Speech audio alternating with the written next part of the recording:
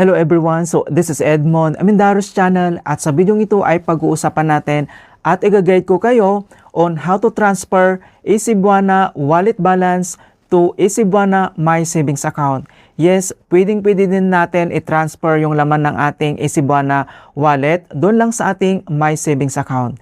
Kaya kung hindi mo kabisado kung paano yan gawin, then stay tuned ka lang at start na natin. So ang next step ay kailangan mo lang mag-login sa iyong Cebuana app. And then, click mo lang. And then, once nakapag-login ka na, so dito lang sa ating Cebuana profile homepage. So, makikita mo naman dito na may dalawang options. So, my wallet, and then ito naman yung isa, yung ating savings account. Ayan. So, since may laman yung ating wallet balance, so itatransfer natin ito yung amount dito lang sa ating my savings account. Kaya kung hindi mo kabisado kung paano yan gawin, and then next step, dito lang sa my wallet, and kailangan mo lang i-select dito yung send money. Kapag na-select mo na yung send money, so dito naman, so kailangan mo lang i-select dito yung send money to my savings. So may other option naman dito na pwede mong gawin, katulad ng send money to other wallet, send money to other savings, or cash pickup Cebuana Lowiller, or send money to other banks. Ayan, so nandito naman yung other options na pwede mong gawin. So since ililipat lang natin yung laman ng ating Cebuana My Wallet sa ating savings account, kailangan mo lang i-select dito yung send money to my savings. I-click mo lang. Okay, so dito na tayo sa another step na send money to my savings. So makikita mo naman dito, send from, dito lang sa ating My Wallet. So since may laman yung wallet natin, and then next step, dito lang sa baba, kailangan mo lang mag-scroll down. So i-click mo lang dito sa box, enter mo lang yung amount dito na ita-transfer natin.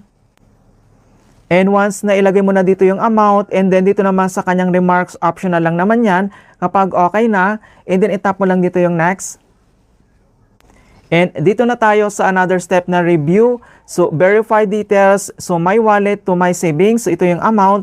So, dito naman mga kaibigan, wala itong bayad. So, talagang free naman ito pag ililipat lang natin. So, other details naman dito by clicking the all good button, you hereby accept full responsibility on the informations provided. Okay, and then kailangan lang natin itong swipe tong all goods. So, dito lang sa baba, itap mo lang.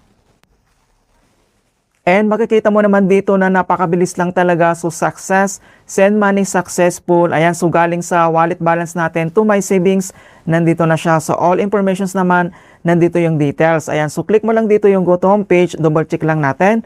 Okay, so makita mo na dito sa my wallet na zero na siya kasi nalipat na. So, dito lang sa taas, iselect mo lang dito yung my savings. And then, makikita mo na na-add na din yung amount dito.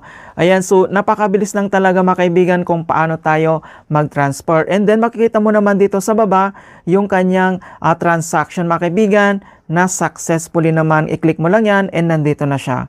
Alright, so ganoon lang po kasimple kung paano natin i-transfer yung laman ng ating wallet balance dito lang sa ating My Savings, dito sa ating Cebuana app. Enough na nakapagbigay ako ng konting kalaman at guide tungkol sa Cebuana app tutorials. Thank you guys and see you in my next tutorials.